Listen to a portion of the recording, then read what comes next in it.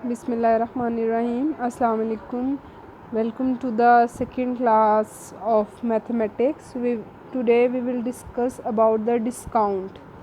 बेटे आप लोगों ने अक्सर ये वर्ड सुना होगा जी कि फ़लाँ जगह सेल लगी है और वहाँ पे इतने % डिस्काउंट मिल रहा है। जैसे आप लोग शूज़ परचेज़ करते हो, क्लोथ्स परचेज़ करते हो, तो आप लोग ये कह देते हैं जी अप टू, वहाँ पे ऑफ़ लगा हुआ है जी अप टू 50%, अप टू 40% और अप टू 70%। ठीक है, तो वो जितना हम लोगों को ऑफ़ मिल रहा होता है दैट इज़ डिस्काउंट। अगर इसकी वर्डिंग पे डेफिनेशन देखें तो ये देखें, a discount offered on a mark price और the list price of good by the seller to the purchaser. यानी कि जो अमाउंट लिखी होती है कि जैसे 2000 की एक चीज़ है, वो उसकी मार्क प्राइस है, उसके ऊपर जो वो कंसेशन दे रहे हैं चीज़ों पे सेलर को, सेलर जो दे रहा है परचेज़र को, that will be the discount. अब डिस्काउंट में हम लोग दो चीज़ों को डिस्कस देखेंगे, एक होगी mark price and list price. The printed price और टैग और wrapper of the article is called mark price, जिसको MP से रिप्रेजेंट करेंगे। यानी जो हमारे पास वैल्यू लिखी गई होती है, टैग आप लोगों ने देखे होंगे जैसे क्लॉथ्स के पे लगे होते हैं जी कि ये 2500 का है, 3000 का, that will be the mark price.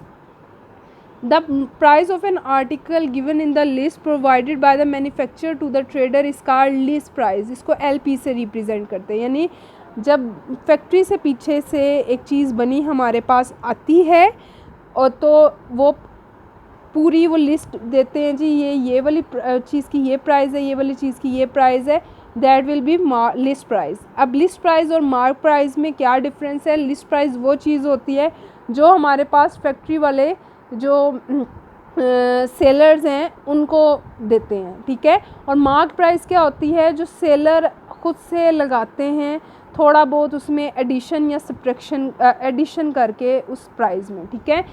अब डिस्काउंट का फॉर्मूला बेसिकली क्या होता है? Discount is equal to list price और mark price minus sale price, जिसको MP माइनस SP कहेंगे। और अगर हम लोग लिस्ट प्राइस ले रहे हैं तो list price minus sale price. अगर मार्क प्राइस गिवन है तो डिस्काउंट का फॉर्मूला क्या लगेगा? Mark price minus sale price. और अगर हमारे पास लिस्ट प्राइस गिवन है तो डिस्काउंट का फॉर्मूला लगेगा जी list price minus sale price.